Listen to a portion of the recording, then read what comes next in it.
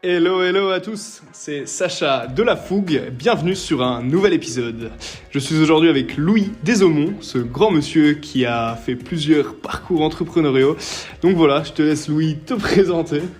Ben voilà Louis, qu'est-ce que tu as fait de beau comme études, qu'est-ce que tu fais maintenant, quel âge as-tu, qui est Louis, Je suis Louis, j'ai 23 ans. J'ai fait 5 ans d'études en sciences informatiques à l'UC Louvain et j'ai fait un master en informatique et avec une option d'entrepreneuriat classique. Et maintenant, je bosse dans une start-up qui est dans l'agriculture verticale et je fais toute la partie informatique de leurs produits. Ok. Tu as grandi en Belgique, Louis? Où est-ce que tu as grandi? Province du Luxembourg, ok. en Belgique. Ouais. Tu représentes la province là. Tu es là sur le podcast. Je représente pas grand-chose, mais si tu veux, on peut. Donc, comment s'est passé tes études de synth? Est-ce que tu as bien aimé ça? Est-ce que tu peux détailler un peu pourquoi tu as fait ce choix? Qu'est-ce qui t'intéressait là-dedans? Et qu'est-ce que tu en retires au day-to-day? C'était le choix qui me repoussait le moins. Et puis mon daron, il a fait ça, du coup je me suis dit, oh YOLO, vas-y, s'il a fait ça, moi ça passe, tranquillement. Ok. Influence parentale là-dedans. Ouais, sans doute. Et Quoi, ton père, c'est quoi, le cliché du codeur ou quoi? non, c'est... Ouais, cliché, je dirais pas, mais je crois que plus j'avance, plus je deviens bizarre, comme lui, quoi, peut-être. Voilà, Bonjour papa. Non, du coup j'ai fait Synf. Première année ça allait, c'est pas fou, enfin concrètement. Ok. Trop théorique, c'est ça que tu veux. Ouais, trop théorique, pas assez de pratique. Je crois que j'aurais plutôt dû aller à l'haute école. Ok. Et donc haute école qui est beaucoup plus pratique que l'université. Ouais, je pense. Ok. Mais au final tout s'est bien passé en 5 ans, mais je pense pas que j'ai appris tant que ça grâce à l'université. Okay. Ça m'a donné quelques bases pour créer des trucs par moi-même, mais genre ça m'a jamais drivé plus que ça. Mais ce que j'arrive à faire sur le côté, ça libère du temps. Et ouais, le temps que ça libère. Crédibilité peut-être, le fait d'avoir fait ses études en synf pour trouver de l'emploi. Non, enfin si, ça aide, mais moi je crois là mes employeurs actuels, ils ont pas regardé mon diplôme, ils ont juste vu la liste de projets que j'avais torché et ils étaient convaincus. Ouais, donc je peux leur dire que j'ai pas de diplôme, s'ils veulent, ils s'en foutent. J'en ai un du coup, mais non, ça aurait pas changé. La confiance personnelle ou quoi, non? Non, ce qui m'a donné le plus de confiance, c'est juste les projets. Faire des projets, ça m'a donné beaucoup plus de confiance que de réussir les cours. Enfin, tous les synfs à l'UNIF qui t'écoutent là, ils vont tous arrêter. Ah, je sais pas, ils ont peut-être déjà arrêté. Hein. Mais, ça va. Donc cette liste de projets que t'as torché, comme tu dis, quel est ton premier rapport à quelque chose qui toucherait un peu à l'entrepreneuriat? Pas forcément un premier projet, mais vraiment n'importe quoi. Une brocante, n'importe quoi. Okay. Mais plus dans le milieu informatique, où vraiment ce qui m'a mis dedans à la période universitaire, c'est fin bac 2, je crois, on avait un cours pour faire des applications. Du coup, ça c'était un cours sympa vu que c'était relativement projet. Et j'ai rien touché au projet. Peut-être les 48 dernières heures, je m'y suis mis. Je trouvais ça sympa quand même. Donc là, tu es en première année à l'université, c'est ça? Fin bac 2, à la fin de la deuxième année, ouais. Et je me suis dit, j'ai fini ma session, c'était genre le 10 juin et tout le monde finissait le 20 juin. Je me suis dit, ok, j'ai 10 jours à tuer, je vais en bibliothèque et j'essaie de coder une application pour mon camp scout. Okay. Et j'aurais eu une application qui répertorie toutes les étapes à faire pendant le hike que les patrouilles avaient à faire. Okay. Et ça a vraiment aidé les gens du camp scout à optimiser du temps. Du coup, pendant 3 jours, le staff, on n'avait rien à faire. Okay. D'habitude, pendant le hike, tu cours un peu partout. Là, on apportait juste la bouffe. Tout le monde s'ennuyait à cause de toi, alors. J'avoue qu'à certains moments, on était dans le pilotis en train de se poser la question, qu'est-ce qu'on fait? Et l'application a jamais planté. Okay. Sauf, à la limite, il y avait une toute petite erreur pour le dernier jour, mais ça n'a rien changé vu que les scouts rentraient au camp. Okay. Mais du coup, en gros, l'application m'avait permis d'automatiser le hike. Okay. Donc ça, c'est vraiment ta première création personnelle. Ouais. Et c'est vraiment ce qui m'a mis dedans. Je crois le premier truc où j'ai pu utiliser vite fait ce que j'avais vu à l'UNIF et créer quelque chose. Ouais. Beaucoup chercher par toi-même sur internet. Pour, Ouais, vraiment tout ça. c'était pas aussi compliqué, mais Et ça, j'avais... c'est la fibre d'aller chercher, c'est quelque chose que tu as toujours eu dans ta vie ou que tu as un peu développé après tes non. 18 ans? Moi, j'aurais dit que c'est surtout grâce à l'informatique, Ok. parce que Tu baignais déjà un peu dans l'informatique avant ton non. entrée à l'université? J'avais un pote en réto qui faisait un peu d'informatique et ça m'amusait Ok. de ce qu'il faisait. Ok. Mais genre, je touchais rien, quoi. Ok. Peut-être que j'utilisais Word, mais c'est tout. Le Et, grand informatique. Ouais, mais non, parce que je me rappelle en bac 1, bac 2. Ouais, on rigole, mais pour mes grands-parents, quelqu'un qui utilise PowerPoint, c'est un informaticien. Ah, oui. Ouais, mais j'ai pas mis Word sur mon CV si tu veux tout savoir. Ah putain, scandale. Non, mais je le mettrai la prochaine fois si Ah, tu veux. ça va, ça va. Mais attends. Et du coup, ça t'a un peu inspiré ton pote en réto qui... Ouais, oui, mais c'est surtout, ce gars-là, je continue à lui poser des questions en bac 1, bac 2, et il me répondait souvent, va voir sur Google, quoi. Et Ouais. j'étais en mode, vas-y, c'est chiant, en fait, au début, et puis à un moment, j'ai commencé à le faire, et le faire de plus en plus, parce que souvent, on posait la question en informatique, c'est la personne en face, elle peut rien faire de mieux qu'aller chercher sur Internet, parce que les problèmes sont toujours si spécifiques que autant tu te fais chier. Enfin, va voir toi-même sur Internet. Ouais. Et c'est ce que je fais maintenant. J'ai ça, et quand on me pose des questions maintenant, bon, je peux aller voir sur Internet et juste envoyer un screenshot de ma recherche Internet. Ouais, d'accord. Et du coup, comme ça, les gens qui me posent des questions, ils comprennent un peu plus la démarche. Et à leur tour, ils peuvent aussi faire des recherches, mais c'est clairement... Il y a tellement de problèmes différents que c'est impossible que quand tu demandes à quelqu'un... Ouais, c'est ça. Ils savent T'es directement toujours comment tout faire. seul dans ta merde, plus ou moins. Ouais. Mais c'est vraiment du coup à l'UNIF et en informatique que j'ai commencé à développer ce truc de faire par moi-même et faire mes propres recherches pour comprendre et apprendre. Ok. Du coup, ces 2 années-là, du coup, il y a le projet pour tes scouts, mais voilà, plus une vie universitaire assez classique, tranquille. Ouais, je réussissais mes cours, je faisais du sport et là, du coup, fin bac 2, c'est vraiment le premier projet que j'ai créé tout seul, qui m'a mis dedans et qui m'a poussé à plus créer des trucs par moi-même en fonction de ce que j'avais vu à l'UNIF. Et voilà. Est-ce que les scouts ont continué à utiliser ce que tu avais développé ou... Non, Ok. parce que je l'avais quand même un peu fait comme un chien et j'avais tout hardcodé dans la base de données. Ok. Du coup, il y avait que moi qui pouvais... Hardcodé, c'est-à-dire que c'est quelque chose qu'un autre développeur ne peut pas comprendre, que tu as vraiment... Ben, en gros, les étapes, donc l'application, elle permettait de répertorier les étapes et de les suivre Ok. pendant un hike. Et tout ça, je l'avais mis manuellement dans la base de données. C'était Ok, ok. pas, C'était pas t'avais pas, adapté. Ok. t'avais pas un truc admin où tu pouvais créer Ok. les parcours pour tes scouts. Ça marchait que pour cette fois-là spécifiquement, quoi. Ouais, en gros. J'aurais pu l'améliorer et que ce soit utilisable à d'autres occasions, mais moi, je l'ai pas fait, quoi. Ok. Et donc voilà, là, c'était quoi ton ressenti de ça? Tu étais content, fier de ce que tu avais développé? Ouais, Sympa. en vrai, c'était de créer un truc par soi-même. Moi, c'est vraiment ce qui m'a donné confiance en moi. Et c'est vraiment ce qui a développé le plus mes compétences, surtout en informatique, parce qu'il faut juste enchaîner et coder un max et on s'améliore, quoi. La première version est dégueu, mais si on refait un truc similaire, on va se rendre compte de plein de trucs qu'on peut améliorer. Ouais. Et c'est vraiment comme ça que... Enfin, c'est en refaisant les mêmes choses plusieurs fois qu'à chaque fois j'ai pu améliorer. Et ça, c'était un début. Mais là, d'une certaine manière, du coup, vu que ça a été utilisé qu'une seule fois pendant le camp scout, il n'y avait qu'une seule itération au final. Ah oui. Mais... Et tu avais des pistes déjà, si tu devais continuer à l'améliorer, tu savais comment? Pas forcément, mais dans le sens... si je devais refaire une nouvelle application totalement différente sur Android ou peu importe, là j'aurais fait mieux, entre autres sans hardcoder par exemple. J'aurais fait mieux parce que j'avais déjà des bases et j'aurais pu passer plus de temps à apprendre des trucs pour mieux faire. Hardcoder, ça signifie du coup qu'il n'y a pas de partie admin, on peut pas... ça veut dire que toutes les données qui sont dedans sont fixes, quoi. D'accord, Ils sont pas modifiables d'une partie admin, par exemple. Ouais, voilà, par exemple. Ok, donc voilà, tu arrives en bac 3, tu as bien aimé cette petite expérience, tu as utilisé une app qui a changé la vie des gens au final, ça a changé les scouts, à ton échelle évidemment, mais ça a quand même changé la perspective de ce camp. Les gens s'ennuyaient tellement. Non, c'est faux. C'était bien, ça a été utile.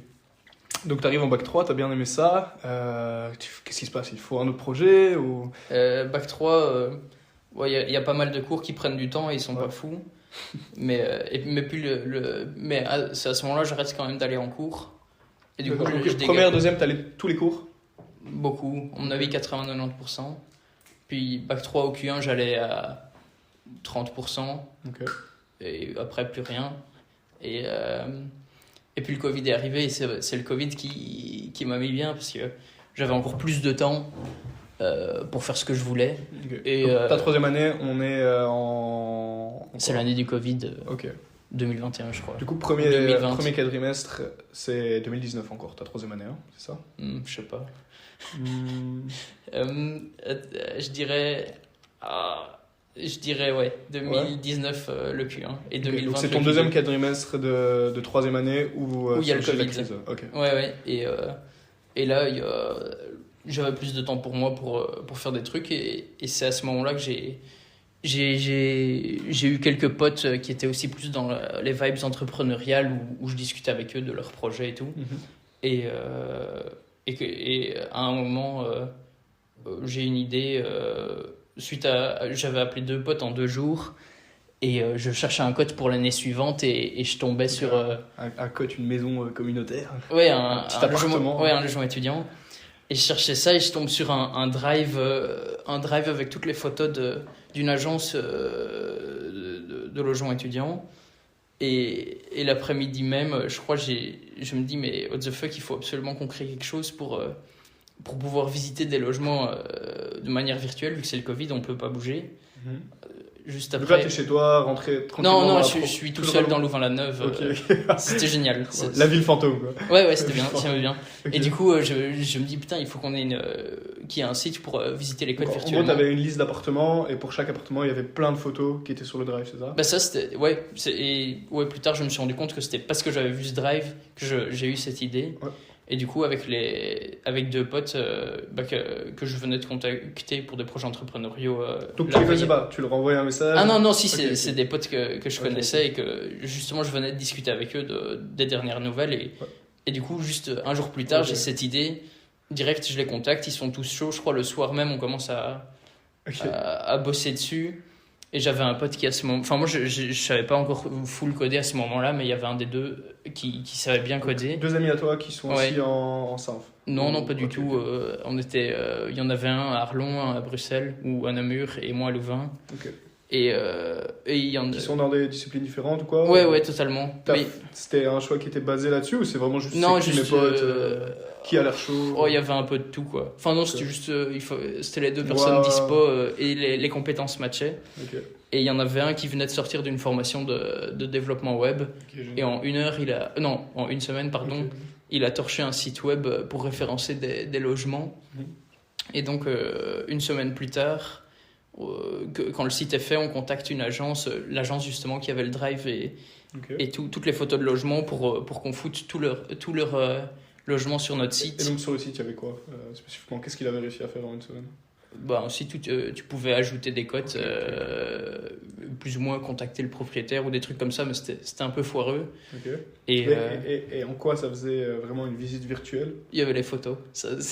Il n'y avait pas de casque virtuel. Je t'arrête tout de suite. Mais il y avait, on voulait essayer de répertorier tous les logements d'étudiants à disposition. Comme ça, tu pouvais les visiter et tu pouvais les choisir. Et... ouais, du coup, grâce à l'agence qui nous a filé toutes ces photos. Donc, vous l'avez contacté, elles ont accepté? Ouais, on a tout mis.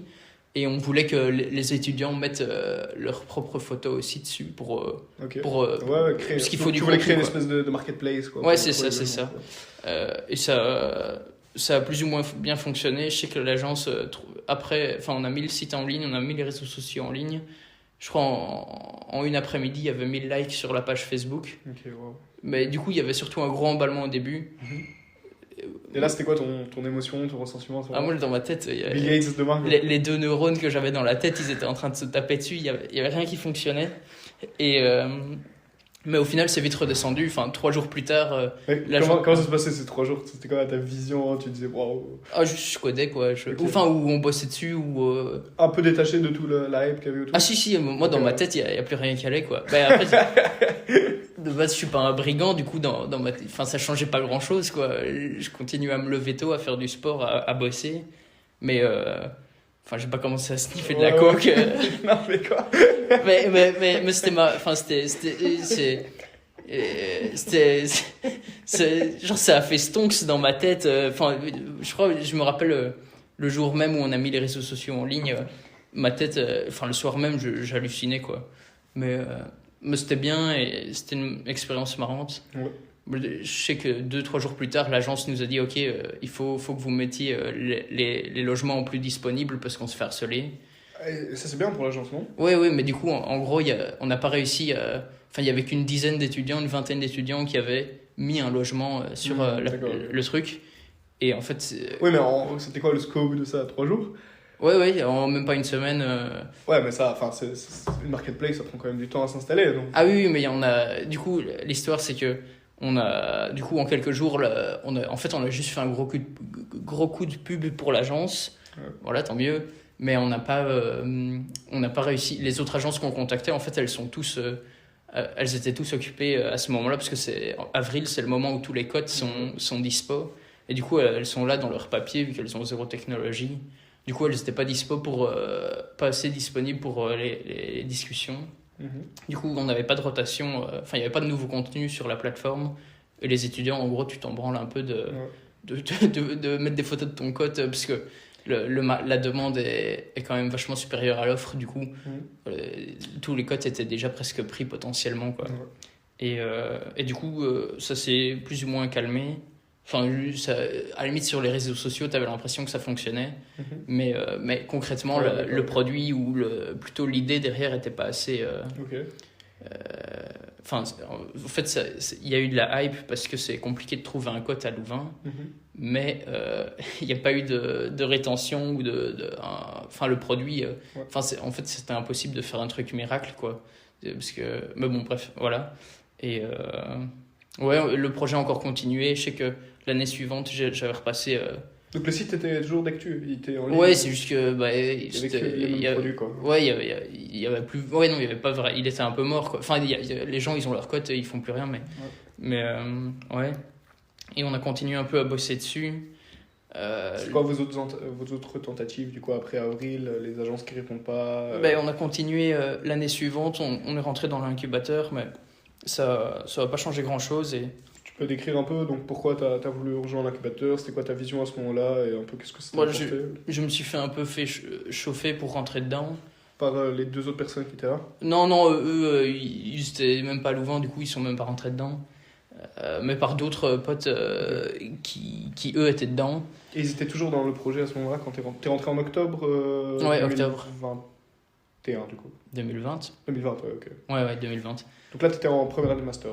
Ouais, et je me suis fait un peu chauffer pour rentrer dedans, mais et ça m'a hypé, du coup je me suis dit allez go, mais au final rentrer dedans tout seul sur un projet qui au final après coup c'est pas ce qui m'a drivé le plus. Donc les deux t'es complètement inactif à ce moment-là dans le projet? Mes 2 autres associés? Ouais. Si, mais c'était quand même moi qui faisais le plus parce que c'est moi qui recodais toute la plateforme pour la deuxième itération. Donc quand même en septembre, octobre, tu remettais des heures dans le projet, quoi. Décembre, janvier, février, j'ai passé quelques centaines d'heures à tout recoder, à refaire un truc mieux. Et on voulait refaire un gros truc en avril, mais pour finir, on n'a pas su se coordonner avec les agences immobilières. Et c'était un peu galère et il n'y avait plus la motivation. Enfin, ça a bien fonctionné du coup début Covid. C'est parce qu'en une semaine, on avait tout torché, on se motivait pour les réseaux sociaux et tout. Mais après, il y avait donc plus le la projet a motivation. quand même duré 1 an et demi, quoi. Ouais, mais concrètement, il y a eu le climax, c'était pendant les 2-3 premières semaines. Et après, l'année suivante, quand j'étais dans l'incubateur, c'était... Tu suivais quand même des... J'ai fait quelques workshops, j'ai fait quelques trucs, mais franchement, c'était pas fou. Où ça me correspondait pas assez, j'étais pas assez disponible parce que j'avais des cours du soir en entrepreneuriat. Et du coup, ça faisait un peu déjà doublon avec les workshops et j'avais moins de temps pour les workshops. Et concrètement, en fait, quand tu fais la partie dev, toi, tu dois juste coder, quoi. Du coup, je codais des centaines d'heures et puis avoir le temps sur le côté d'aller assister à des workshops sur la communication. Il fallait et démarcher les agences, etc. C'est toi qui t'en occupais? Non, ça c'était un autre. Ça a pas... Donc tu m'as dit que dans l'équipe, il y avait un autre quand même qui savait coder. Ouais. la place que tu as pris en tant que développeur, Ouais. c'est toi qui l'as prise directement ou ça s'est fait naturellement? C'est toi qui es arrivé, tu as dit non, moi je fais que coder? Non, c'est du coup la personne qui avait développé la première fois. Lui, il s'est quand même plus retiré du projet progressivement. Et moi, comme enfin, on a un peu fait un transfert de compétences et du coup, j'ai pu tout recoder après. Ok. Et le dernier s'occupait plus de la partie marketing, communication. Mais ça a pas été, on n'a pas su faire assez bien pour avoir un bon truc avec les agences et tout. Ok. Du coup, au final, le résultat, c'est surtout moi qui ai appris à coder. Mhm. Et en juin, on est sorti de l'incubateur Ok. et le projet s'est arrêté. Quand même, entre avril 2020 et juin 2021, tu étais sur ce projet du coup. Ouais, c'est ça. Et à ce moment-là, c'est quoi ton rapport vis-à-vis de l'entrepreneuriat? Tu te dis, waouh, c'est trop bien, j'ai envie de faire ça? Ou Je continue de me plonger dedans. l'entrepreneuriat en général, hein? Ouais, c'est ça. Du coup, toi tu le sais, mais donc l'année quand j'étais en Master 1, je suis rentré dans YouStart. Ouais. Du coup, ça c'était bien aussi. Explique un peu pourquoi. Parce que cette année est quand même très agitée pour toi en entrepreneuriat. Ah oui, T'as oui, fait oui. du coup CPME, YouStart et ce projet, ouais. l'incubateur. Ouais, et ça c'était projet. génial. Ouais. Tu peux expliquer un peu donc, chacune des structures, qu'est-ce que c'est Ouais. et pourquoi tu as voulu faire ça? Du coup, d'une part, le projet. Je suis rentré dans YouStart, une association étudiante pour promouvoir l'entrepreneuriat. Et à ce moment-là, j'étais dans un département où on essayait de créer un peu du contenu pour aider les étudiants entrepreneurs. Bon, c'était sympa, mais c'est pas le truc qui me... Enfin, non, c'était bien. Et surtout, le mieux, c'est qu'on était dans le département conseil où on a eu... sur l'année, plus d'une dizaine de rendez-vous avec des étudiants, dont toi. Pour la petite histoire, c'est comme ça que j'ai rencontré Louis quand j'essayais de lancer mon projet du coup, en avril 2021. Et voilà, ils ont pris 2 heures et demie de leur temps pour vraiment souiller tous des concepts que je ne connaissais pas. Ça parlait de Lean, ça parlait de MVP, ça parlait de Market Fit Product. Je comprenais rien, je prenais des notes, je me disais je vais aller voir ça plus tard. Du coup, voilà, c'est un peu... mon immersion dans l'entrepreneuriat s'est fait tout d'abord avec Louis, c'est pour ça que c'est un plaisir de pouvoir toujours discuter avec lui. Oui, mais du coup, on essayait d'aider du mieux qu'on pouvait des étudiants entrepreneurs. Enfin, il y a vraiment eu tout type de profil. Et du coup, il y a eu toi à un moment où on a un peu essayé de t'aider. Et du coup, ça, c'était YouStart. J'ai fait que 1 an. Et CPME, c'était mon master enfin, c'était mon option de master. J'avais un master en informatique et une option en entrepreneuriat. Et là aussi, c'était du coup full entrepreneuriat avec un mémoire où on était 3.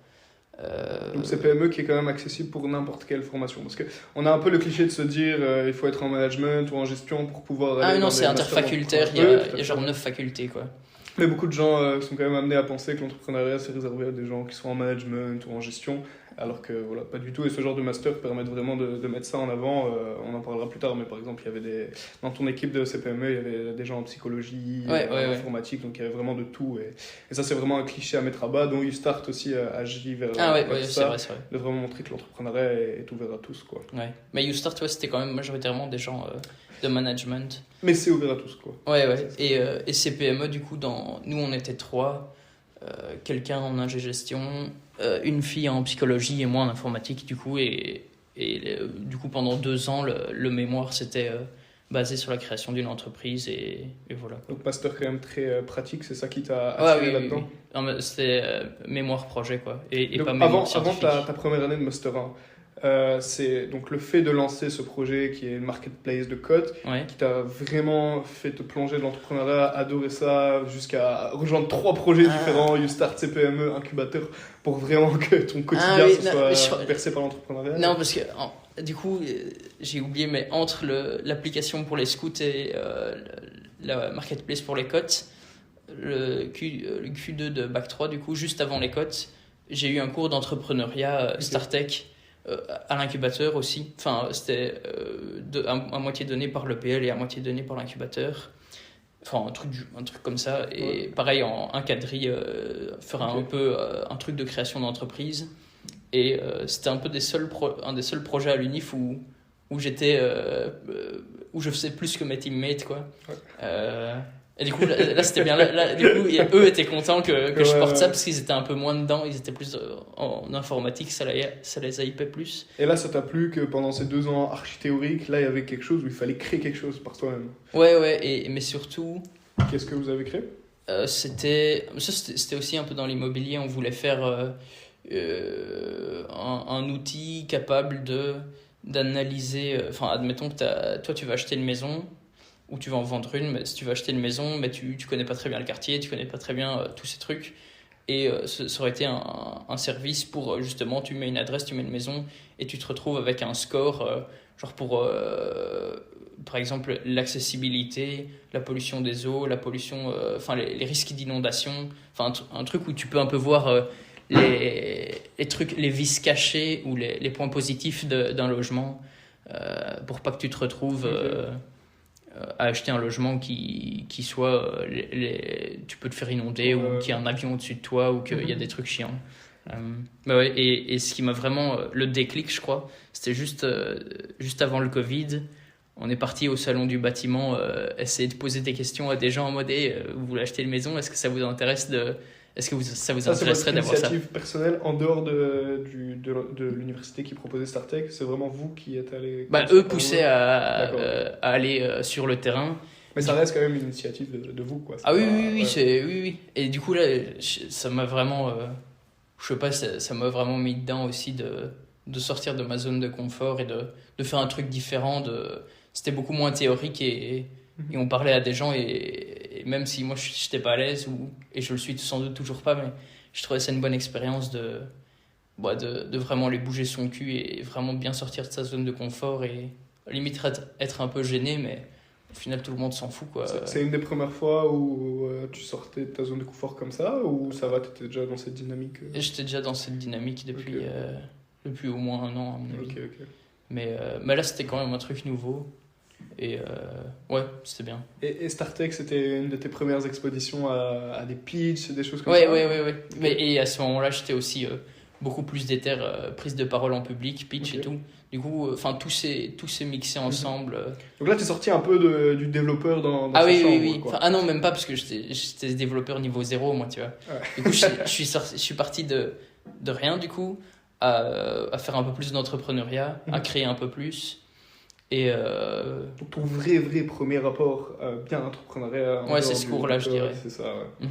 Donc c'est là que tu as rencontré des notions comme le pitch. BMC, Lean Startup, tout ça. Oui, c'est comme ça qu'un an plus tard, j'ai pu te déballer tout mon savoir. Faire le malin avec moi. Par exemple. Ok. Et du coup, tout ça t'emmène à faire différents projets à ton entrée en Master 1. Ouais. Et comme tu as mentionné précédemment, donc ton Master en CPME, donc ce Master d'entrepreneuriat, t'oblige d'une certaine manière, te commit à la création d'une entreprise. Ouais, c'est le mémoire, c'est basé sur l'étude de faisabilité de la création d'une entreprise, quoi. Ok. Et donc comment ça se passe? Donc vous êtes combien dans ce Master au total? Une trentaine, 30, 35. Ok. Et comment ça se passe? Vous arrivez, quels sont les travaux à faire, quelles sont les consignes? Comment ça se passe un master entrepreneurial à Louvain-la-Neuve? Comment ça se passe? Du coup, on est une trentaine, plus ou moins 9 facultés différentes. Je pense qu'il y avait plus ou moins une dizaine d'ingé-gestion, une dizaine de sciences techniques et une dizaine de sciences sociales. On a des cours un peu sur l'entrepreneuriat où tu lis un livre et des trucs un peu douteux sur des concepts entrepreneuriaux, mais bon... la partie les cours étaient donnés différemment au cours du soir et c'était plus les étudiants qui présentaient ce qu'ils avaient lu et qui challengeaient, eux que tu avais des questions, donc heureusement que le format était différent parce que c'était une des plus-values, mais sinon les quelques cours qu'on a eu étaient pas forcément c'est des cours, quoi. C'était des cours à l'université, mais le format était différent et ça c'était bien. Il y avait un cours au moins très intéressant où on a dû par groupe aller faire des semaines des semaines, ça tu pouvais faire entre 4 heures et selon ton investissement, tu allais communiquer avec un entrepreneur sur une problématique de son entreprise. Wow, okay. Du coup, tu pouvais faire 4 heures avec lui comme tu pouvais avoir rendez-vous toutes les semaines, une demi-heure. Et toi, t'es allé Nous on s'est chauffé et du coup toutes les semaines on a Enfin, le mec était giga c'était une grosse machine de guerre et du coup, ça c'était bien inspirant. Ouais. Ouais. Et les gens dans le groupe étaient aussi carrés pour faire un beau projet. Et c'était bien, franchement, le mec c'était une grosse machine, le projet était vachement bien. Et dans ta tête, à ce moment-là, tu avais encore l'objectif de bien du coup, développer cette marketplace de code, hein, si je me trompe pas. Oui, mais c'était la fin, ça c'était la fin. Mais tu venais de rentrer dans l'incubateur à ce moment-là, non? Oui, mais voir l'entrepreneur quand j'avais ce cours, c'était la fin. Fin de première année de master, c'est ça? Ouais, plus ou moins. D'accord, ok. Et mais du coup, ouais, ça c'était un cours bien. Mais sinon, le gros truc, c'est vraiment avoir un mémoire en groupe sur la création d'une entreprise avec d'autres gens d'autres facultés. Ça, c'est le gros truc que moi je retiens et pas forcément les cours parce que c'est pas ce qui me drive, quoi. Ok, et du coup, comment ça s'est passé? Comment la formation des groupes se fait? Est-ce que c'est vous qui choisissez? Est-ce que c'est pas vous? Comment ça s'est passé? La découverte de l'équipe? Comment vous entendez bien? Comment vous êtes arrivé à une première idée? Est-ce qu'elle a pivoté? Est-ce que tu peux raconter un peu ce petit trajet? Oui, bien sûr, je peux raconter, oui. Raconte-nous, Louis. Du coup, on doit quand même faire la formation. On crée les groupes nous-mêmes. D'accord, ok. Donc tu discutes un peu avec tout le monde? Ouais, c'est ça. Mais très rapidement, après 2-3 semaines de cours, on doit déjà faire les groupes. Tu les connaissais déjà un peu, mais pas tellement, quoi. Ouais, mais on a quand même eu un week-end d'introduction, du coup, on se connaissait un peu. Et là, bon, bref, on s'est... je sais plus comment c'est arrivé, mais pour finir, on a discuté avec quelques personnes et moi, je m'étais fait une idée, ok, peut-être que telle et telle personne peuvent être bien, ou j'en ai contacté une, et puis on a discuté, ok, on peut contacter telle ou telle autre personne. Et le master force un petit peu la diversité à l'intérieur des équipes. Ah oui, là c'est obligé. Je pouvais pas faire un mémoire. Que des devs. Ouais, non, ça je pouvais pas. Tu vois, il y en avait qu'un autre. Okay. Du coup, ça aurait été compliqué, mais du coup, ouais, on fait un groupe. On était 4 au début, mais après un gadri, tu peux changer les groupes et la 4e personne est partie. On n'était plus que 3. Enfin, parce que juste il se retrouvait moins dans le projet. Du coup, quels étaient les domaines d'études de ton équipe? Du coup, quelqu'un en ingé-gestion et quelqu'un en psychologie. Okay. Et vraiment les 3 parties complètement différentes. Il y avait l'informatique, le business et la psychologie. Quoi. Ouais, franchement, c'était bien ça. C'est bien tombé. Et on avait tous une bonne base commune de valeurs, une bonne base de valeurs communes intéressantes pour travailler ensemble. Enfin, on était tous relativement calmes, relativement respectueux les uns envers les autres. On a toujours su être respectueux, s'écouter et communiquer.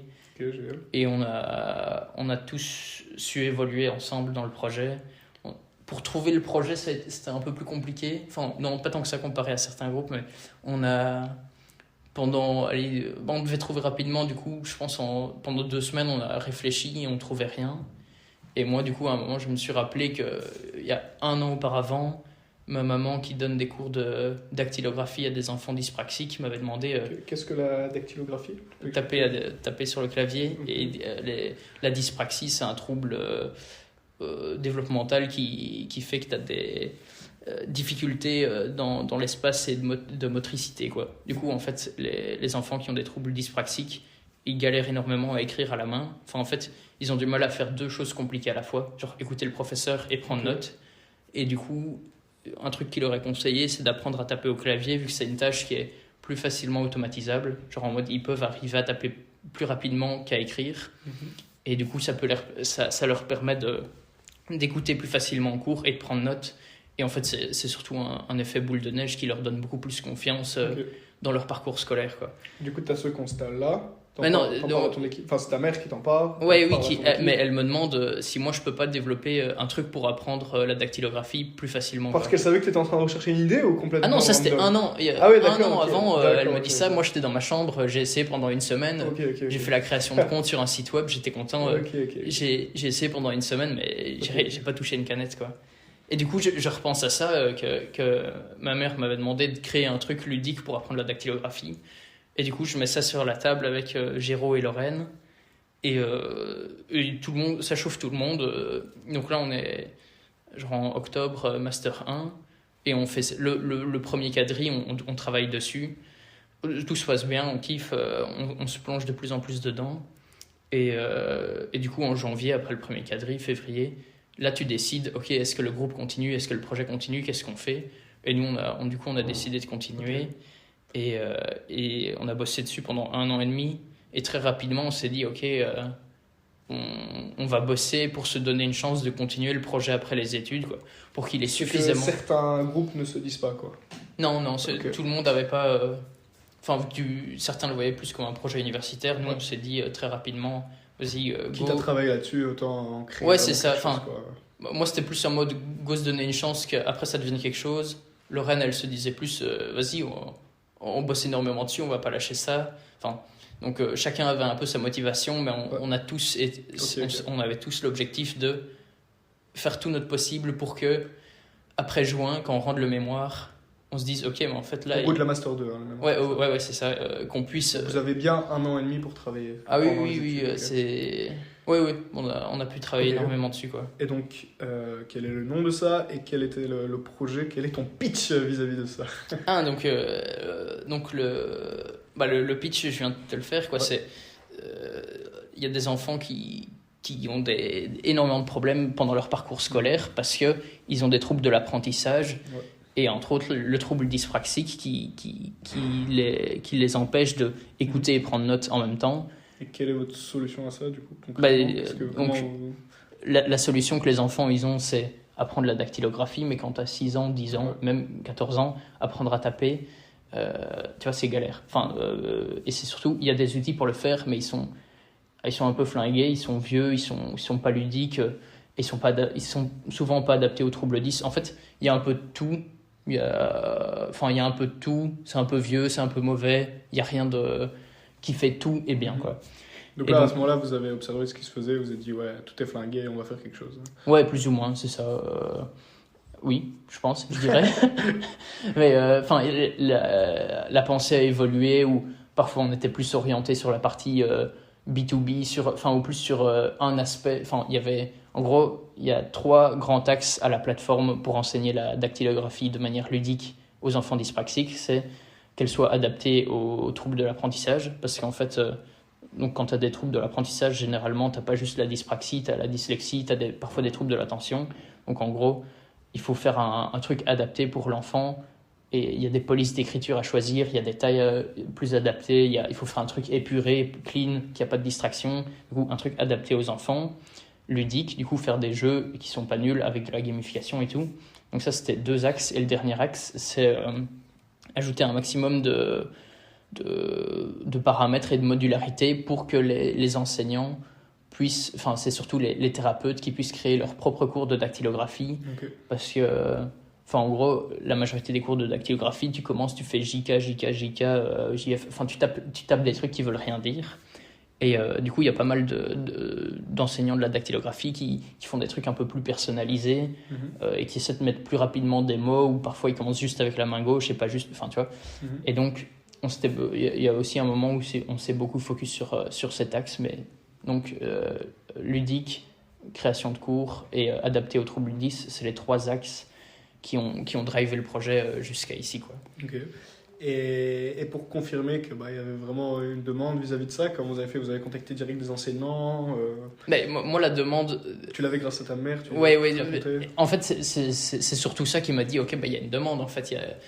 Mais ça, c'était plus le truc qui, de manière un peu biaisée, peut-être m'a fait croire qu'il y avait une demande. Et on a très rapidement, juste envoyé des Google Forms sur des groupes Facebook. Et on avait, je pense, pour beaucoup de projets un peu sociaux comme ça, il y a toujours des gens intéressés. Mais ce qui a fait qu'on s'est dit que les gens étaient encore plus intéressés, c'est que, par exemple, sur 120 réponses à des Google Forms, à la fin, il y avait 100 personnes qui laissaient leur email pour être contactées, pour pouvoir faire quelque chose, quoi. Donc ça, super cool, super motivant. Ouais, c'est ça, c'est ce qui a le plus... Et les gens, c'était quoi, des enseignants? C'était tout. Au début, quand on faisait avec des Google Forms, on n'arrivait pas très bien à traquer ça. Mais quand on a fait par la suite d'autres moyens d'acquisition, il y avait beaucoup de thérapeutes. Quand on a fait des pubs Facebook, Et là, je crois maintenant, quand on fait sur Insta, il y a de tout, beaucoup de parents, même des enfants qui trouvent ça et qui font ok, moi je suis dyspraxique et voilà, bref. Ok. Et il y a aussi des Et enseignants. à ce moment-là, vous ne parliez pas encore de solution, vous demandez simplement qui a ce problème. Ah oui, au tout début, oui. Oui, en fait, je pense que je sais pas si c'était une erreur, mais je crois qu'on aurait dû commencer à coder plus rapidement. Ok. Mais c'était la première Ça année. passait beaucoup de temps sur l'analyse du marché, entre guillemets. Ouais, enfin, mais c'est un peu connaître parce qu'on n'est pas des experts, ni des thérapeutes, ni. Enfin, tu vois, il fallait quand même bien s'imprégner du truc. Mais je pense que j'aurais pu commencer à coder plus rapidement. Ok. Genre, j'ai commencé à coder, je crois, en avril. Et j'ai pas en Master 1, j'ai pas beaucoup codé. Mais j'aurais pu coder plus. Ok. Pour vraiment tester quelque chose de concret, quoi, pour mettre. Ouais, juste aller plus dans le concret. Parce que surtout, la partie développement prenait énormément de temps. Et ce que tu as codé, du coup, c'est un logiciel qu'on connecte à un clavier pour faire des jeux, c'est une application web. Tu tapes ekateris.com sur Internet. Tu arrives sur un truc. La première fois que tu dis le nom de... Voilà, ekateris.com. Tu arrives sur une petite page web, c'est marqué apprendre la dactylographie de manière ludique. Tes petits bébés, ces petites pages web. Ouais, moi j'adore le web. Et du coup, tu arrives sur juste notre page web, tu peux te créer un compte ou quoi, plus un compte privé. Il y a famille et professionnel parce que les fonctionnalités sont un peu différentes. Là, j'ai recodé. Oui. Yeah. Attends. Je me perds. Mais du coup, si tu es un enseignant, tu peux créer un cours de dactylographie et le partager à tes élèves. Et si tu es un enfant ou n'importe qui, tu peux avoir un cours personnalisé de dactylographie avec des jeux. Ok, que ça que vous avez fait vous alors. Ça, c'est... Ouais, c'est... Okay. Et les enseignants, ils peuvent customiser en gros ce que vous proposez comme module, entre guillemets. Les enseignants, ils peuvent créer leur propre jeu. En fait... un enseignant... Donc les boîtes à outils sont prêtes pour qu'ils puissent créer leurs jeux eux-mêmes. Leurs cours, pas les jeux. Les jeux, pour l'instant, on a 3 jeux. Okay. Et du coup, quand ils créent leurs cours, ils peuvent faire des exercices simples, on va dire, où tu as un texte qui défile et tu dois le taper. Et on a 3 jeux. Et eux, quand ils peuvent créer des cours, les enseignants, thérapeutes, où ils expliquent, ok, le premier exercice, c'est la lettre A. Second exercice, c'est ci, ça. Okay. Et entre ces exercices, ils peuvent mettre des jeux. Okay. Et du coup, ils peuvent après partager le cours à leurs élèves ou à leurs patients. Puis la personne en question, l'enfant, il peut le réaliser. Et il y a aussi tout un truc de statistiques et de gamification. La gamification pour motiver et les statistiques pour mieux analyser. Si l'enfant, on voit qu'il a du mal avec toute la partie gauche du clavier, on peut lui donner plus de trucs à faire pour les lettres de la partie gauche, ou alors plus de la rééducation de la main, parce que un enfant qui a des troubles dyspraxiques, parfois il a beaucoup de difficultés rien qu'à bouger ses doigts. C'est le cas extrême, mais il peut y avoir beaucoup de cas différents. Et parfois la rééducation de la main avec d'autres exercices hors clavier, c'est nécessaire, quoi. Et comment ça se passe? Un enseignant achète une espèce de licence pour sa classe et une famille peut acheter pour un abonnement pour la famille. Comment ça se passe pour Ekateris? Mais du coup, pour le moment, j'ai fini hier la dernière fonction. Enfin, on a déjà essayé de faire du testing il y a quelques mois. Moi, on a vu que notre onboarding n'était pas assez bon et que les gens se perdaient un peu. Du coup, on a vraiment créé un truc où n'importe qui crée un compte a un cours personnalisé à son nom. En gros, tu commences par apprendre les lettres de ton prénom, puis les lettres les plus tapées dans l'alphabet. Et en fonction, si t'as... Et ça, toujours en rapport avec des gens qui testent. Comment vous avez décidé de commencer par le prénom puis Ça, c'est selon les papiers scientifiques qu'on a lus et surtout certains professionnels nous ont pas mal aidés. Et des gens ont déjà testé votre... Oui. Et ça, c'est des gens un peu random comme ça ou c'est des gens que vous allez été voir Il y a des enfants auxquels ma mère enseigne la dactylographie. D'accord. Du coup, eux ont un peu testé pendant un cours et il me semble qu'il y en a un qui continue, même chez lui, les jeux. Et je pense qu'il y a d'autres gens qui ont testé quand on faisait des campagnes Facebook, mais on a beaucoup moins traqué tout ça. Et c'est vraiment là, maintenant que j'ai fini la fonctionnalité de cours personnalisés. Comme ça, chacun qui vient, peu importe s'il est enseignant, pas enseignant, il peut trouver un cours de dactylographie. Et avec ça, il aura un bon aperçu de ce que la plateforme propose en termes de cours, personnalisation, jeux, gamification. Et après, si c'est un enseignant, lui, il pourra même aller plus loin et créer des cours s'il veut améliorer ça. Tu parles de campagne Facebook que tu as fait.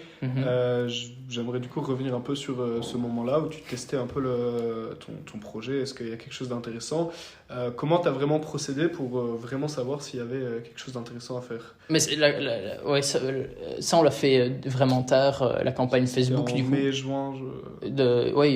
Ça faisait plus d'1 an que le projet était lancé. Ouais. Presque 2 ans. T'aurais aimé le faire plus tôt?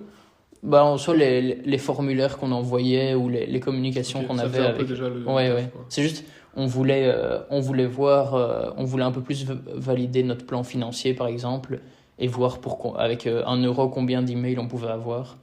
Et je crois qu'on avait mis 50 € dans la pub Facebook, on avait reçu 80 emails. Et la pub Facebook, elle l'emmenait vers quoi? Elle consiste en quoi? On n'était pas des pros du marketing ni des landing pages, mais moi j'ai codé une landing page. Quel est le but d'une landing page? Pourquoi on peut faire une landing page pour son projet?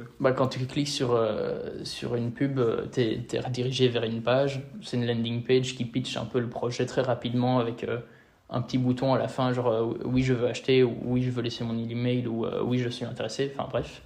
Et du coup on avait fait ça. On avait fait quelques visuels de pub qu'on avait testés sur Facebook.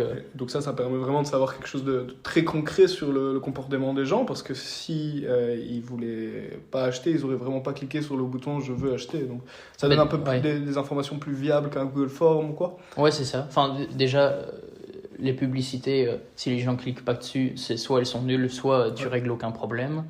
Et à la fin sur la landing page, on avait des boutons je veux tester maintenant la plateforme, et quand ils cliquaient là-dessus, ils étaient répertoriés, on les renvoyait à un endroit où ils pouvaient donner leur email en disant le produit pas encore prêt mais content de savoir que t'es intéressé. En gros quoi. Ouais. Et on a reçu beaucoup plus d'emails nous on savait même pas, peut-être qu'on allait dépenser 20 € et qu'il allait rien se passer. Au final on a dépensé 50 et on a reçu 80 emails, donc c'était positif, mais je crois qu'on a attendu 2-3 semaines pour recontacter tous les emails. Okay. Et là, c'est là qu'on s'est rendu compte que le onboarding sur la plateforme n'était pas bon, et que les gens étaient un peu perdus. Parce qu'ils créaient un compte, mais ils ne créaient pas de cours.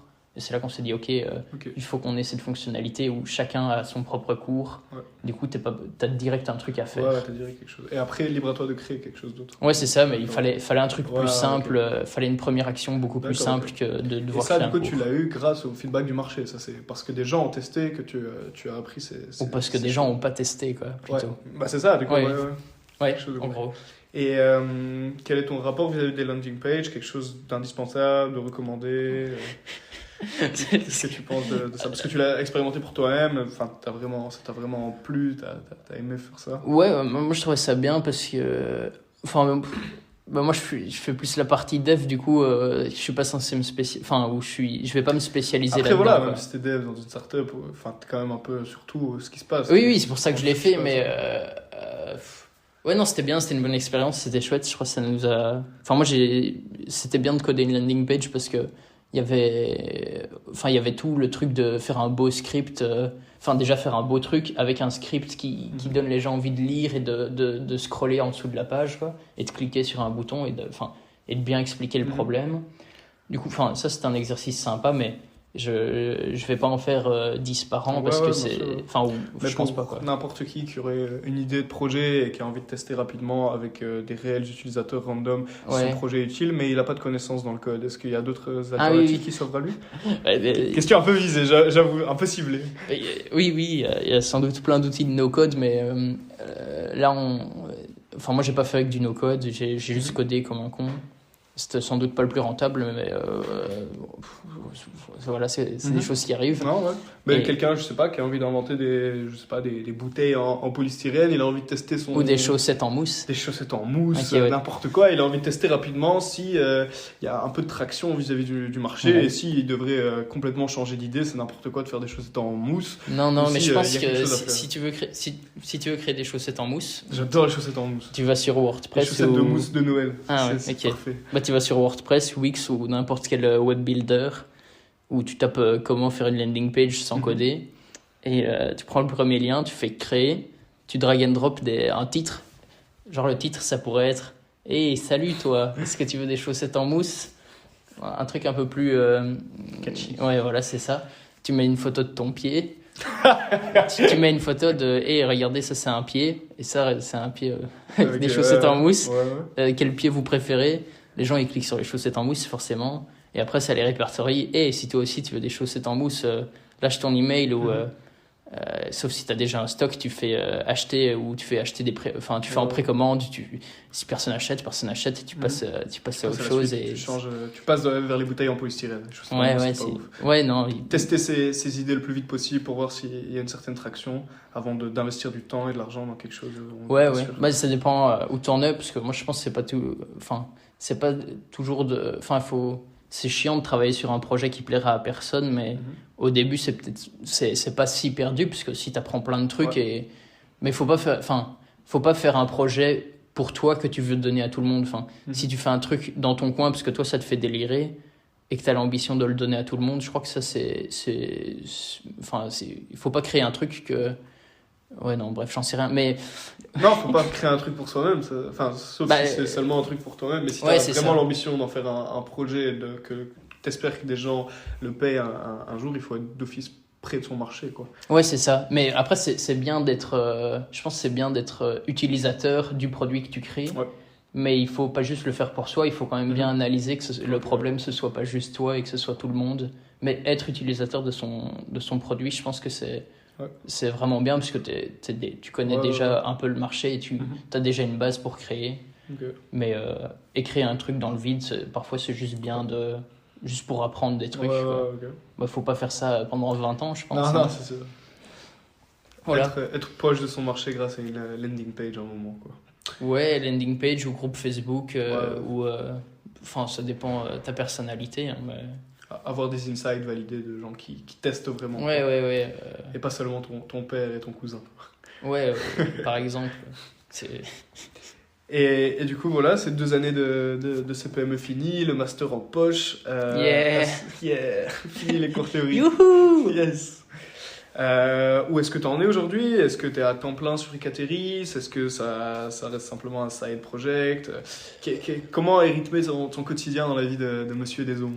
Mais je crois que je l'ai dit au début du podcast, mais du coup j'ai commencé à bosser dans une start-up en tant que je suis employé. J'aime bien me décrire comme ça. Comme ça, un jour, si je suis employeur, je pourrais dire que je suis employeur. Mais bref, je suis employé dans une start-up et en vrai, je surkiffe. Pourquoi une start-up? C'est vraiment, tu te vois que dans l'entrepreneuriat? Non, parce que j'ai réfléchi à plus des scale-up, ou des trucs un peu plus fat, genre admettons Cowboy ou Lemlist à Paris, des trucs comme ça.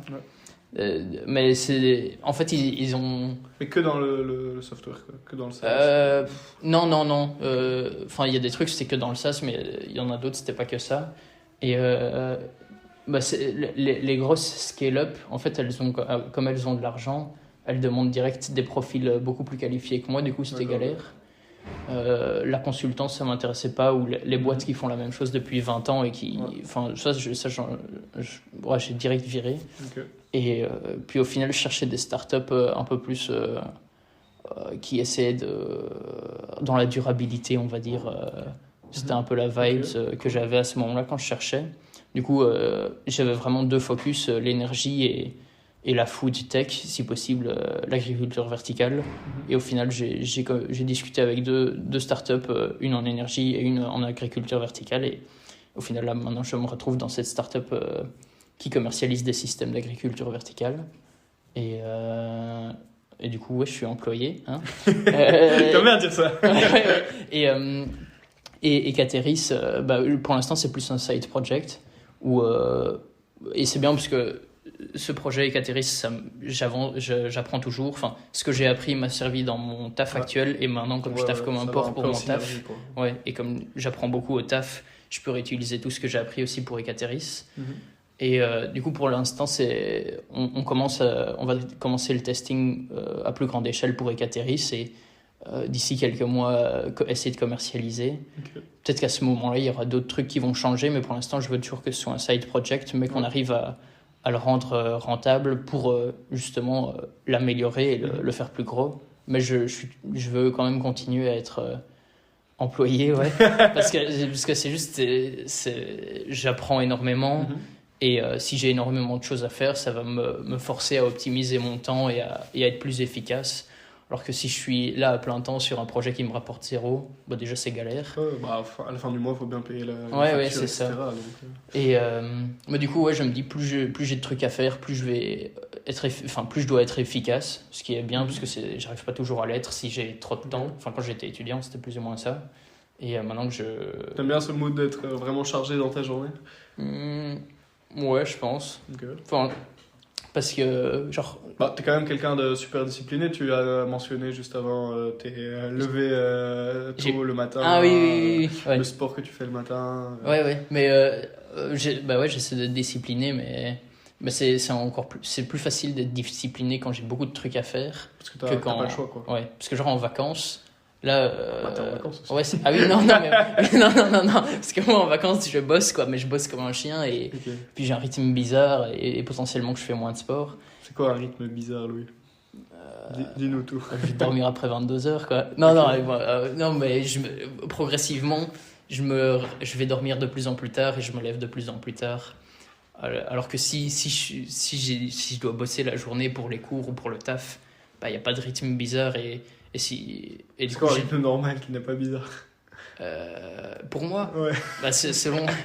Là, pour le taf, je me lève à 7h et je bosse 8h et voilà. Je pensais que tu allais me dire je me lève à 4h. Ah non, mais, ouais, mais c'est normal. Si je veux bosser mes projets perso, c'est soit le week-end, soit je me lève à 5-6h du mat. D'accord, ouais. Et j'ai 2 heures de taf devant moi avant d'aller... Enfin, j'ai 2 heures de taf, 1 heure, 2 heures pour les projets perso. Avant d'aller au travail. Ouais, avant d'aller vers ton travail d'employé. Oui, c'est ça. Mais parce que rentrer du taf et essayer de bosser, c'est trop compliqué. Je préfère me lever tôt. Et si j'ai envie de... Enfin, c'est les moments les plus faciles pour... Enfin, un peu en mode Miracle Morning. Ouais. Si t'as envie de faire un truc dans ta journée, juste lève-toi 1 heure plus tôt. Puis si tu veux faire du sport, fais du sport. Si tu veux lire, lis. Si tu veux bosser sur Icateris, fais-le, quoi. Avec quand même l'émergence de plein d'outils du no-code qui arrivent aujourd'hui dans nos générations, mais qu'est-ce que tu penses de l'importance du coding, des compétences en informatique pour lancer un projet dans le monde aujourd'hui qui est quand même super digitalisé? C'était compliqué comme question, ça. Ouais, elle était assez longue. Okay. On dirait une problématique de mémoire. Ok. Donc, l'utilité du code pour entreprendre. Ouais. Ok. En gros. Ok, non. Pour la partie no-code, ça, je m'y connais pas trop. Moi, je pense que c'est surtout bien pour les gens qui sont plus en marketing. Faire un site quali rapidement ou une landing page rapidement. Il vaut mieux faire du no-code. Encore une fois, dans cette idée de tester rapidement son marché. Là. Ouais, c'est ça. Et faire un truc quali si t'as pas besoin de faire un SaaS. Et même maintenant, les SaaS, si je comprends bien, il y a beaucoup de gens qui font software as a service. Enfin, n'importe quoi d'un peu plus complexe qu'un site web, qu'un site web vitrine. Ouais. Du coup, je crois que... je m'y connais pas, mais moi, je trouve que coder, c'est bien, quoi. Ok, mais donc pour n'importe quelle personne random qui aimerait bien lancer un projet, tu dirais que aller se référer vers des outils no-code, c'est quelque chose qui est...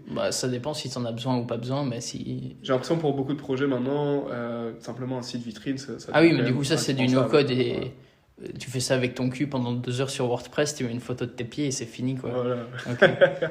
Mais non, pour un site vitrine, je pense que c'est pas compliqué. Et après, si tu veux faire un projet tech et que t'es pas dans la tech, faut convaincre les gens et si t'es dans la tech, vu que t'es dans la tech, comment tu perçois tes compétences technologiques vis-à-vis de l'entrepreneuriat, le fait que tu puisses par toi-même simplement inhiber un projet entrepreneurial par tes compétences? Moi c'est trop bien. Ouais. Non, en fait, ce que je kiffe, c'est de pouvoir créer un truc relativement complexe, un software, n'importe quoi, par moi-même, parce que pendant mon mémoire et au taf, ce que je fais le plus pour le moment, c'est développer une plateforme de A à Z, du coup front-end, back-end et infrastructure.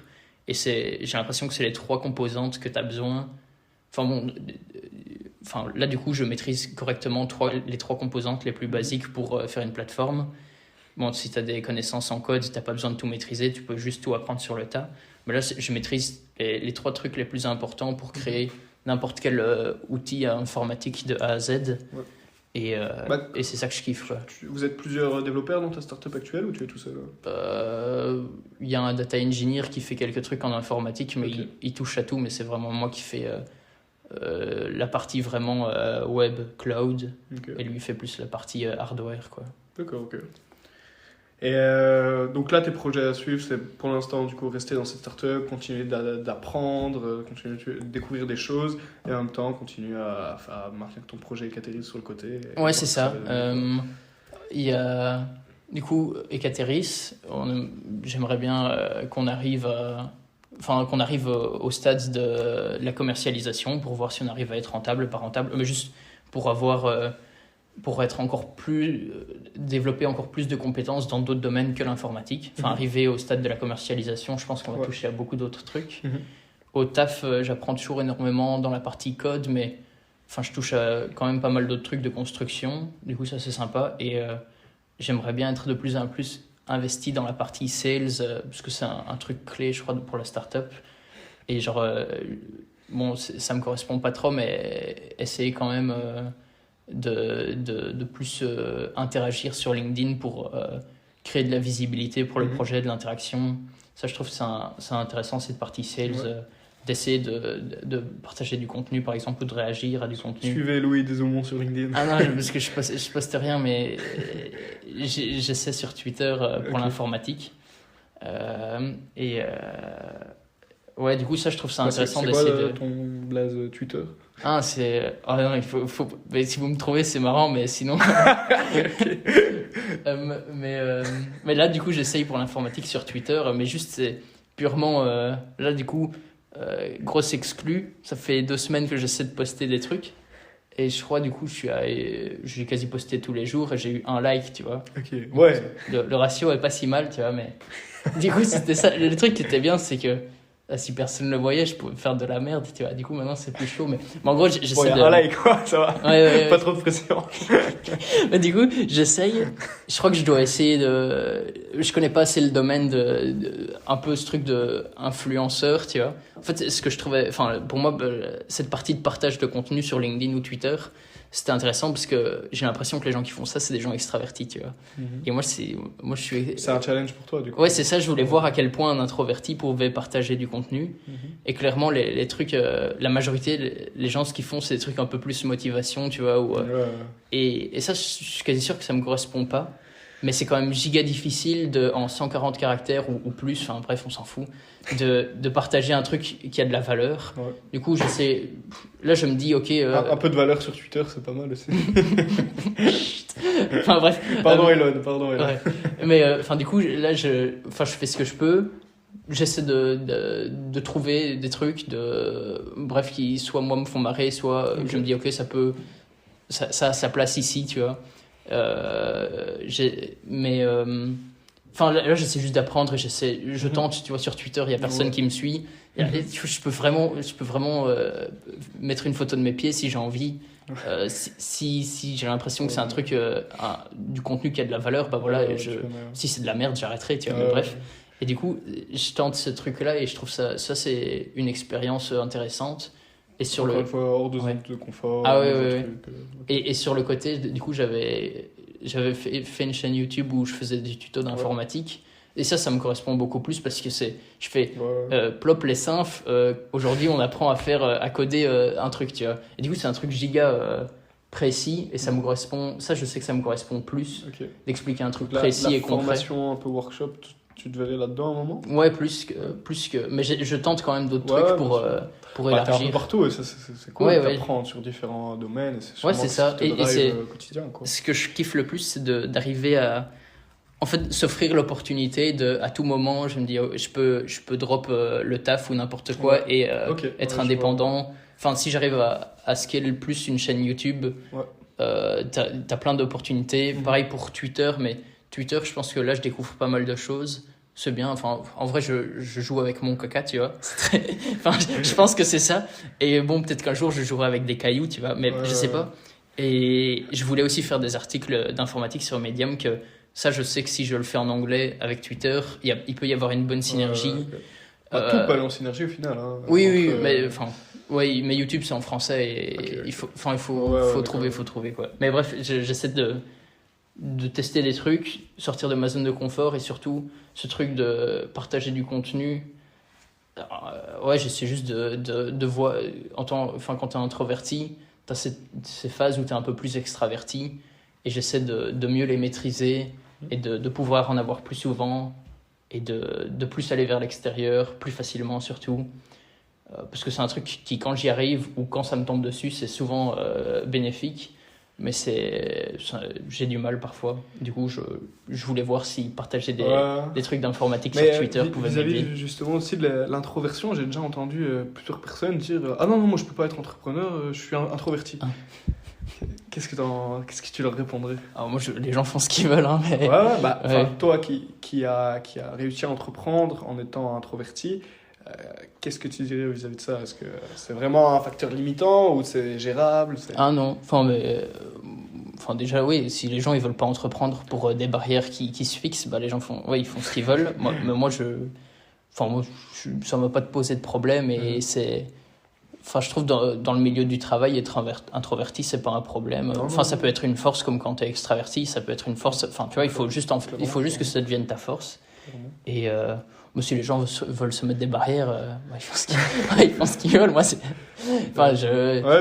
si j'ai des potes qui hésitent, moi je suis toujours chaud, aidé ou motivé, mais Non, je vois, fais ce qu'on c'est veut. un peu quoi. comme tout, quoi. Ouais, c'est ça. J'aurais 2 dernières questions pour toi. Vas-y, dis-moi coquin. La première qui est vraiment la question la plus basique d'entrepreneuriat, mais j'aimerais bien entendre ton avis là-dessus. Mais voilà, quelqu'un qui a envie de se lancer, ton conseil. Trop classique, mais un podcast qui parle d'entrepreneuriat, on est obligé de te demander ça. Voilà, qu'il ait soit déjà une idée, mais il sait pas trop par où commencer, ou bien il a juste envie d'avoir un projet, mais pas encore d'idée.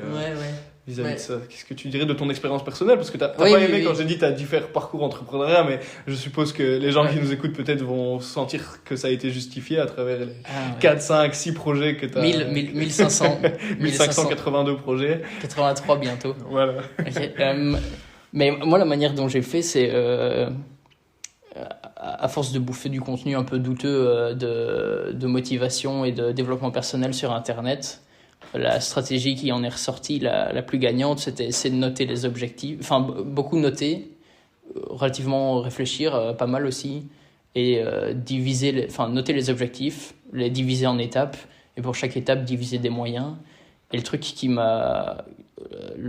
le mieux que je suis arrivé à faire, c'est de trouver la plus petite étape à faire pour arriver à l'objectif. Genre, qu'est-ce que je peux faire aujourd'hui qui m'amènera au succès que je veux dans 5 ans? Et au tout début, quand j'ai commencé, je me suis dit, ok, let's go, prise de parole en public. Tu vois, ça, c'était mon premier objectif. Histoire de commencer quelque chose, quoi. Ça me tripait à ce moment-là. Du coup, je me suis dit, ok, vas-y, go tenter.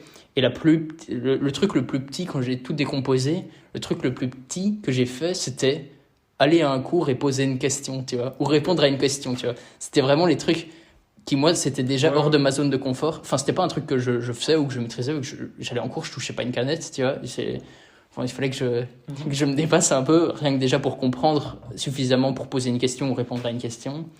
Et du coup, j'avais un objectif final de parler en public. Et l'étape la plus simple, la plus petite que j'avais et qui était hors de ma zone de confort, c'était juste poser une question en cours.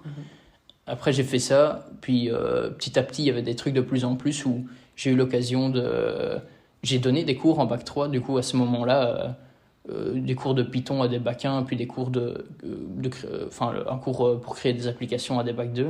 Et du coup, à chaque fois, au début, les bac 1, je sais pas, il y avait une petite dizaine de personnes.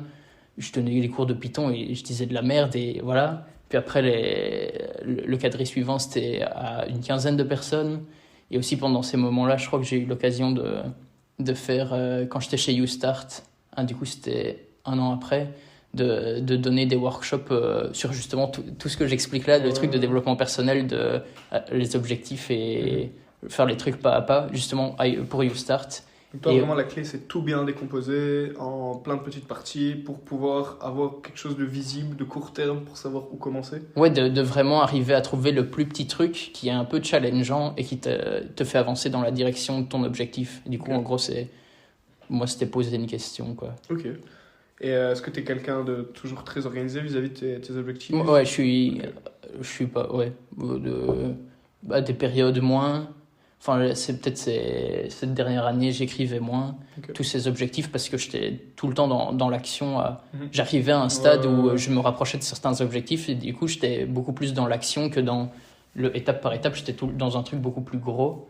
Mais maintenant, je reprends beaucoup plus l'habitude depuis quelques mois de noter un max parce que juste c'est bien je pense, de noter déjà ses enseignements ou juste des trucs un peu tripants, quoi.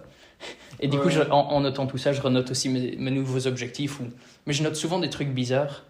Genre écrire un livre, tu vois. J'ai sans doute noté ça. Ouais. J'ai sans doute décomposé en plusieurs étapes.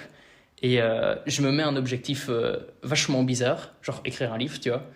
Et si la première étape, c'est écrire tous les jours pendant 5 minutes à propos de ma journée, ça va peut-être m'amener dans une direction où l'objectif final, c'est pas du tout écrire un livre, mais c'est écrire des articles, ou c'est...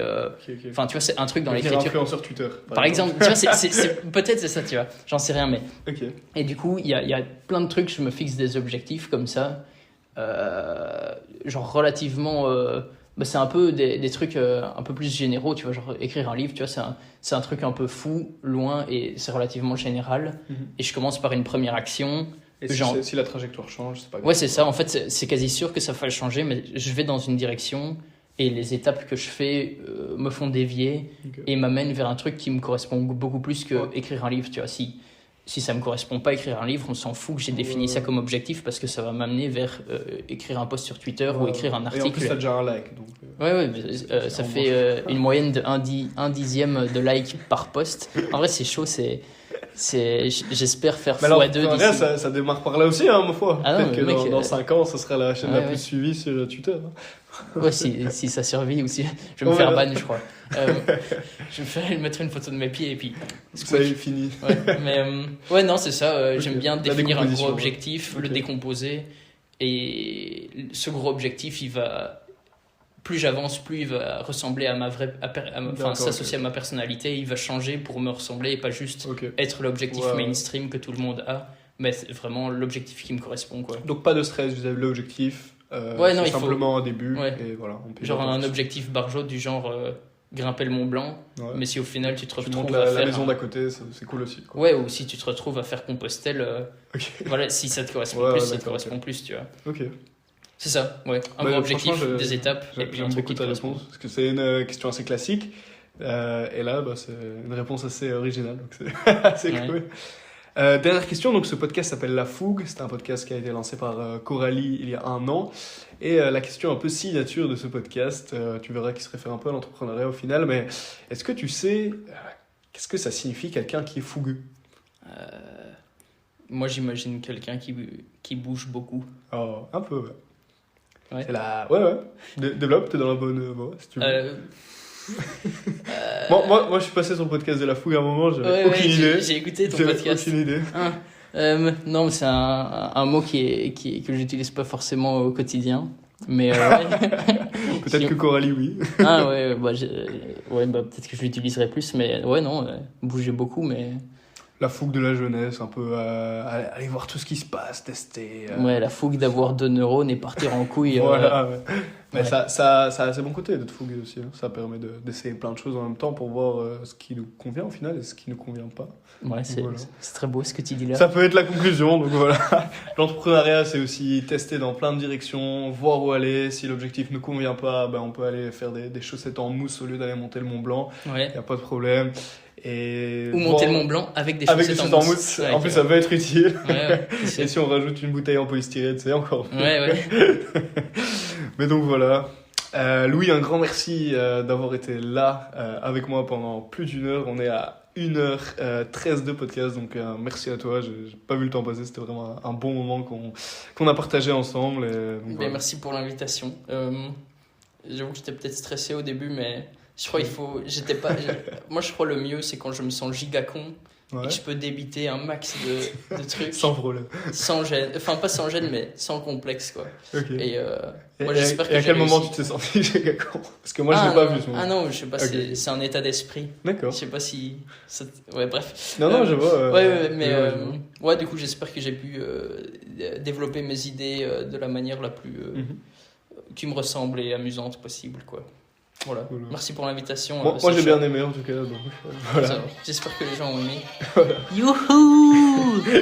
Merci Louis, merci à tous et on se retrouve bientôt sur La Fougue. À plus dans le bus.